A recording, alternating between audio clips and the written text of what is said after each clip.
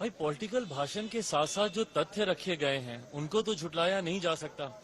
भाई अगर आप पॉलिटिकल भाषण भी बोलते हैं तो हम सब राजनीति से कहीं ना कहीं जुड़े हुए हैं। हम राजनीति की भी बातें रखेंगे पर तथ्यों के साथ रखेंगे। दिक्कत इस बात की है कि विपक्ष इन बातों को कभी समझ ही नहीं पाया।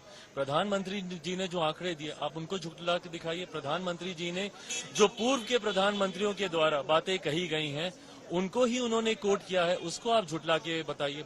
पर हकीकत है कि मेरे प्रधानमंत्री जी का जो एक क्लियर विजन है विकसित भारत के निर्माण को लेकर, ना सिर्फ उन्होंने पिछले 10 साल का उन्होंने ब्यौरा दिया बल्कि अगले 1000 साल की नींव रखने की उन्होंने बात की है।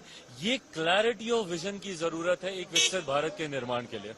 आपको एक कड़ी चुनौती भी दी है क्योंकि इंडिया को 400 पार करना है और बीजेपी 370 पे। मुझे लगता नहीं कि ये कड़ी चुनौती है। आप अगर जनता के बीच जाएंगे मुझे लगता है ये बहुत आसान चुनौती है और हर बार से बड़ा इतिहास इस बार हम लोग की सरकार रच दे।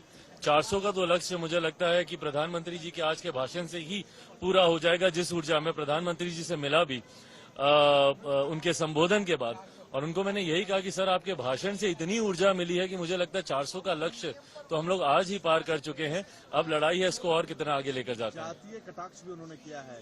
विपक्ष कहता है ओबीसी कहाँ पे है, उनके संस्थानों में उनको एक प्रधानमंत्री नहीं दिखता जो ओबीसी से आता है। नहीं, बिल्कुल सही बात है। प्रधानमंत्री जी ने अपना ही उदाहरण देकर कहा। ये बात भी सही है कि मेरे प्रधानमंत्री जात पात धर्म मजहब में विश्वास नहीं रखते। वो देश के युवाओं की, महिलाओं की, किसानों की, गरीबों की, गरीब को एक जाति मानकर गरीबों की वो बात करते हैं। पर ऐसे में जब विपक्ष उनके ऊपर कटाक्ष करता है तो उन्होंने अपना ही उदाहरण देते हुए कहा कि भाई जब मैं ही अगर मजबूती से सामने खड़ा हूं उनका संरक्षण करने के लिए, जिस जाति की चिंता ये लोग करते हैं, उन्होंने अपने समय में क्या किया। उस कमेटी का भी इन्होंने जिक्र किया जो कि देश की सर्वोच्च कमेटी उस दौरान मानी जाती थी, उसमें उस जाति के कितने लोग थे। ये